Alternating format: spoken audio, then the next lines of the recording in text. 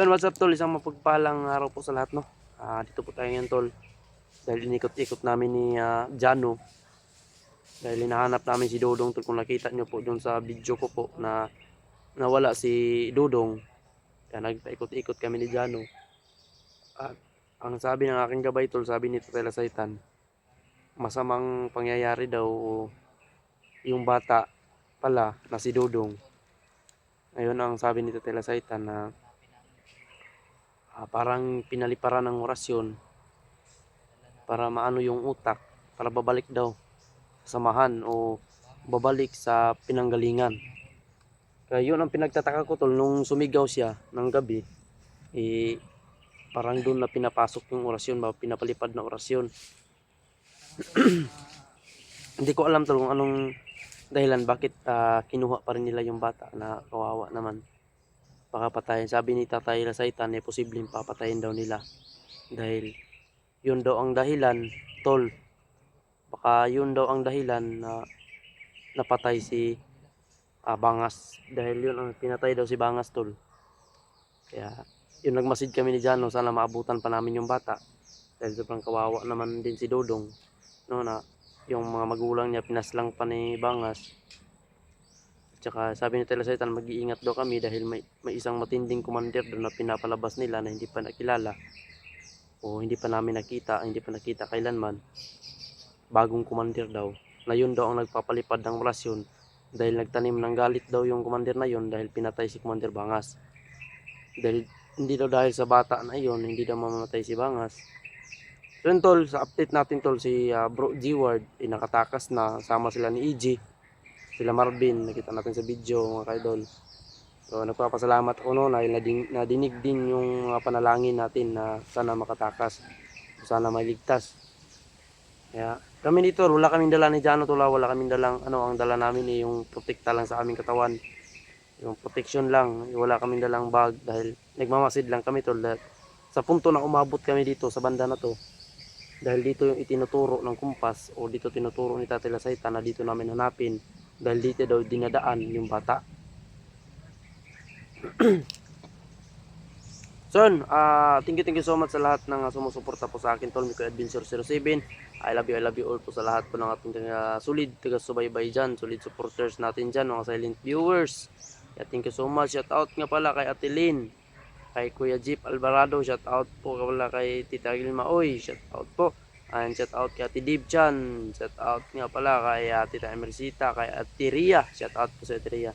At saka kay Mama Corazon Raboy, shout out po sa iyo Mama Corazon. Ingat po kayo palagi dyan, mahal na mahal ko po kayo. Lahat kayo dyan, mahal na mahal ko po kayo. Lalo mga OFW natin mga tol, kayo dyan mga OFW, ingat po kayo palagi, mahal na mahal ko kayo. Kay Ate Jean, shout out po sa iyo Ate Jean, ingat ka dyan palagi. Lalo na kay Tita Jennifer, shout out po kay Tita Lily, ayan. Kay Mama Estabilio, shout out po, no? At sa lahat-lahat dyan, shout out sa inyong lahat, no? Ingat lang kayo palagi, mahal ko kayo. Bago kami maglalakad tol, mag-abigay tayo ng patuloy, no? Bigyan natin ang respeto yung ating Panginoon.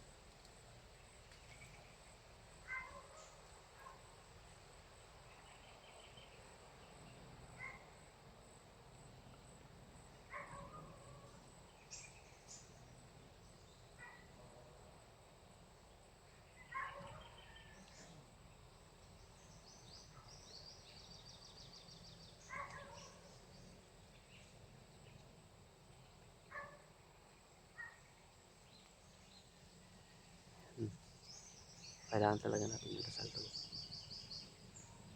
Yun ang napakatinding protection sa atin, no? Yung pagdarasal. Pero kasama ko ngayon tol si Jano. Ikot-ikuti namin dito banda kung saan man namin makikita o saan na matagpuan namin. Kumbaga sila EG na pababa na daw sila. Sana matagpuan natin tol. Hindi pa kami kalayuan tol Maririnig pa nga yung mga doon sa kabilang maririnig pa yung mga dumadaan na sakyan, yung mga malaking sakyan. So yun, shout out sa lahat sa pasensya kung hindi ko ma-shout out yung iba dahil sa wala tayong listahan. Kaya shout out lang po sa inyong lahat talaga dyan. Ingat kayo palagi. And mahal na mahal kayo kaya Tita Michelle, shout out po sa Tita, ingat ka dyan palagi dyan Tita. And God bless po, and more blessing to come po sa iyo, sa inyong lahat dyan, more blessing to come po sa inyong lahat. Mag-iingat lagi tayo magdasal. Thank you so much sa inyong lahat, mahal na mahal ko po kayo. Hindi makita ano itong bata ba? Dudong ba? Gani no. Bata ato nga. Ipaluparan mo ulit sa gorasyon dyan. Bago lagi ngon ito talasaytan. Atong nisinggit ay siya. Pinisinggit nga gibantayan ako sa mga 2 ka oras sa gabi eh. Muna dito murag isulod ng orasyon sa yaba. Para maano ang utok niya, para mabalik daw sa pinanggalingan. Yun sabi ni talasaytan. Kaya dito tayo ngayon dahil dito ang nasasabi ni tatay na posible na dito nila dinadaan, sundan lang natin. Kung baga may makita man tayong bakas, wala lang tayong mawala ng pag-asa. Posible daw napapatayin daw nila yung bata. Dahil yun daw ang dahilan bakit namatay si ano. Parang yun daw ang dahilan ba namatay si Bangas ba. Dahil sa mga nag-tridor na mga ano niya, ay namatay si Bangas, ganyan. Mangkin yun ni Bangas. Kaya importante sa kanila yun. May kabawa yung bata tol, sobrang dami ng sugat. Maraming sugat yung bata mga kaibigan, no? Kaya abangan nyo po itong video na ito kung panoorin nyo hanggang dulo kung ano ang ganap o anong ganap ngayon tol. Panoorin nyo po.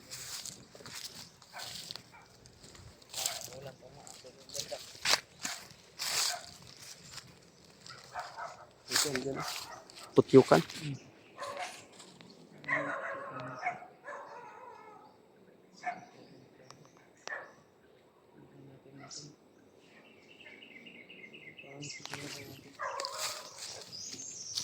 So dyan, bilis-bilisan natin.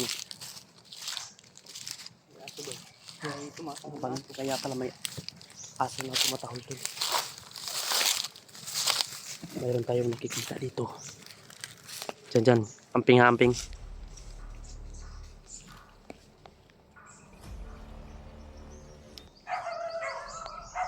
Ayun tulo.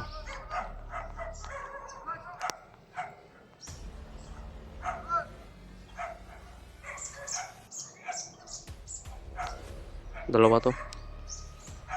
Mga mapubangis to ba?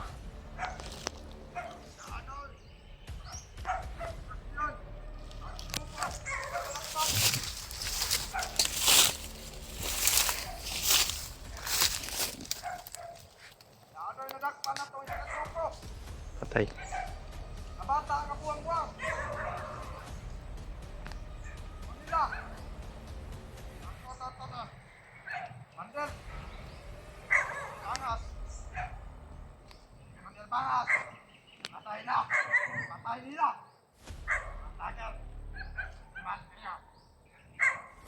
Ayan.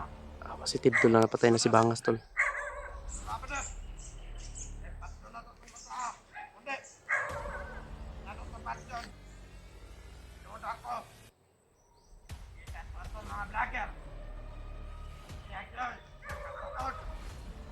Mga balay sa mga tagas.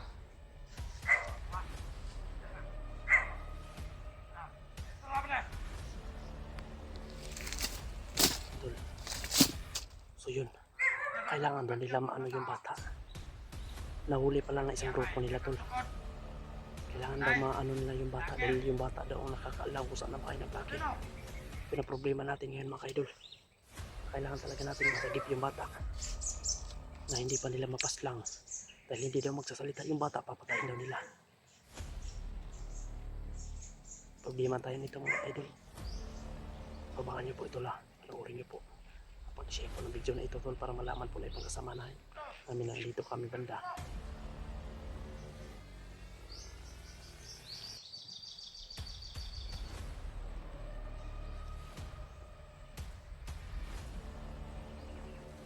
Si Johnny dun. Planuhan mo paano kami makakalusot nito. Parang dun papunta. Kasi yun ang sabi nila dito daw patungo. O dito daw nila dinadaan yung bata.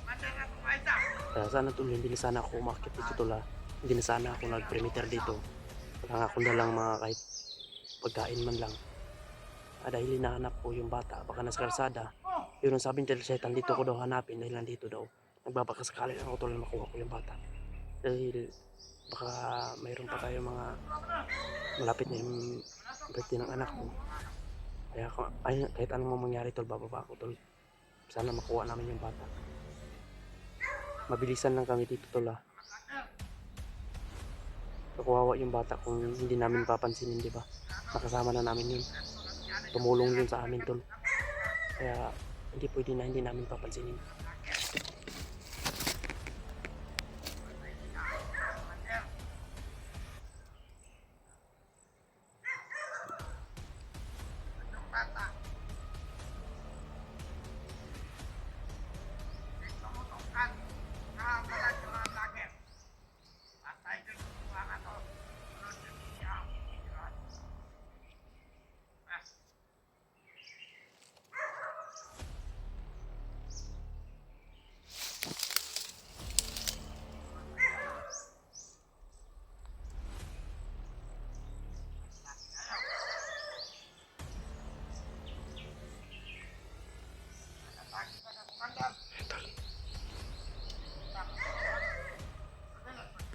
May abandon dito na bahay tol.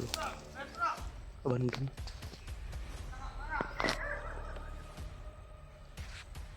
Meron pa dun. Nandun yung isa tol. Dito yung isa. Kailangan din paslangin to na planado para malinis yung trabaho natin dito tol. Ipagdasal niyo po kami tol. Ipagdasal niyo po yung kaligtasan namin dito mga kaidol. Galit na galit sa sulagero.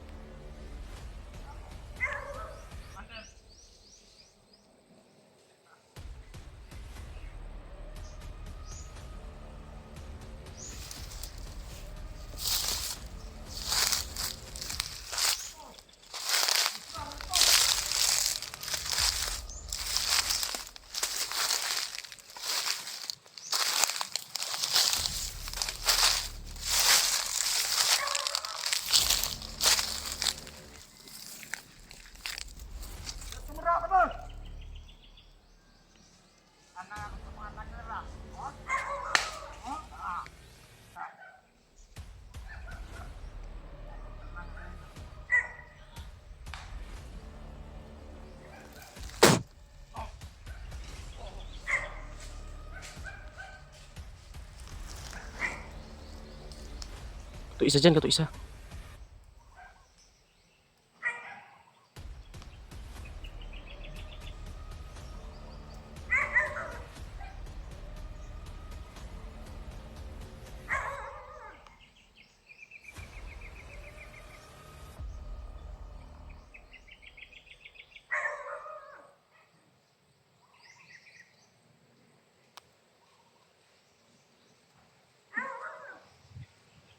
Patay.